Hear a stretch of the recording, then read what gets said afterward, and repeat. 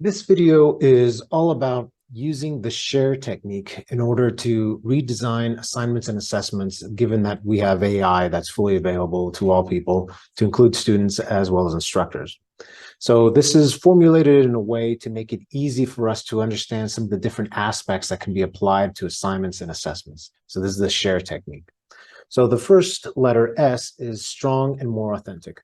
The idea here is to add different rigor and realism to the assignments to make them that much more direct for the student. And additionally, the big part of this is to make it more grounded within the class itself. So there's two aspects to this. The realism aspect would be that instead of just having the student write an essay, now instead it's going to be focused directly to the topic as far as the format in which it's going to be done. So instead of just an essay, now it's a business report. Now it's a research document. It's a blog article. It's an actual report. So again, different ways to make it more realistic, because the more realism we can add, the more that the student wants to do it on their own. The second part of that, dealing with strong and more authentic, would be that we add more grounding. So in addition to using a book or special content for that class, different readings, different things like that, we're also grounding it specifically to the class, what occurs within the classroom.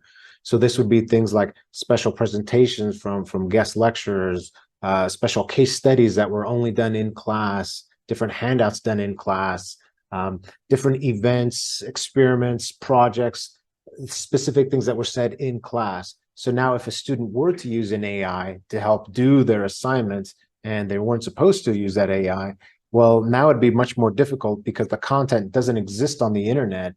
Now the content is only specifically because it was grounded within that class. So if they don't use that information, then the AI won't be able to properly help them. So again, this is just another technique, things that we can do within our class presentation as well. So the second letter here is the letter H. This means a high price for false information.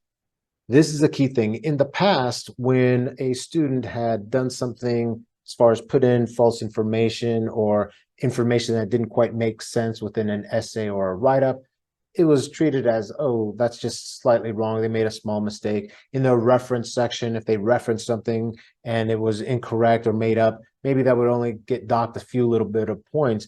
But now, given that an AI has a tendency to sometimes hallucinates on specific facts, figures, as well as references, this would be a key indicator that maybe the student used the assistance of an AI when they weren't supposed to. So by increasing the penalties for doing that, now the student will start to see, oh, I can't just take something from an AI and turn it in. No, I have to double check. Why? Because there's a high price for false information. So if the information isn't perfect from the AI, meaning the hallucinations, the false information, then it's going to cost them. So this would, again, force them to go over the material that much more, to check, to do different things there. Another way that I've seen this technique done is to ensure that along with the high cost for false information, to require in the reference list that they have to put in a link. So even if it's a book or something like that, they have to put in a link to that real book. That cuts down on made up references a lot. So again, whenever we're doing anything, it's important that the student fully knows. So this would be information that would have to be within the syllabus, within the rubric, within the actual instructions. The next one, A, additional and or other assessment techniques. So this is something that we really need to be thinking about as instructors, in that we have been using essays a lot for our assessments. We have to start to think, is essay the best way? Is essay the only way? Are there additional things I could do? Maybe the essay will be shorter, but I'm also going to have an in-class presentation. Or maybe instead of the essay, I'm going to use some other different things. And there's lots of different possibilities, such as student presentations, visual work, student podcasts, video, in-class writing, quizzes. Again, some in-class writing or quizzes that shouldn't be used all the time or be abused. Group work, all sorts of different techniques that we can use to do additional types of assessment besides just the written form. So again, things to consider, things to contemplate. The next one are reflection, critical analysis of feedback. So here, what we would do is we would cause the student to have to write some sort of reflection over the process or over the feedback that they receive. So this would sort of require them to know a bit more about what they went through and what they did. So if they simply used an AI to turn something in, well, they're going to receive a lot less points now because they're going to have to come up with a proper reflection over the process on what they did. So again, this is another component to make it that much more that they have to be involved. And again, this could be done in class as well. The final component talks about the letter E, expanding assignment into multiple pieces. So the idea here is that by creating different parts of the assignment, you can better observe what's going on with their process in that assignment. A key example would be the 7-step writing process. So instead of saying, okay, you have an essay to do and it's due in 2 or 3 weeks, and that's it. Instead, we break this down into, okay, we have an outline to be done. The outline I'm going to have you do in class. Or we're doing brainstorming, I want that in class. The next part would be that they would put it together and come up with a rough draft, and now you're going to have them turn in the rough draft. So now you can at least compare the rough draft to the final version to see their progress. You could even have them do track changes.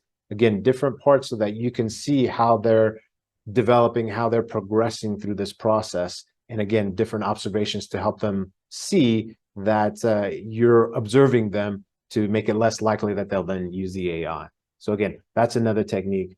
Within that would also be the reference section. You could force them to create an annotated bibliography.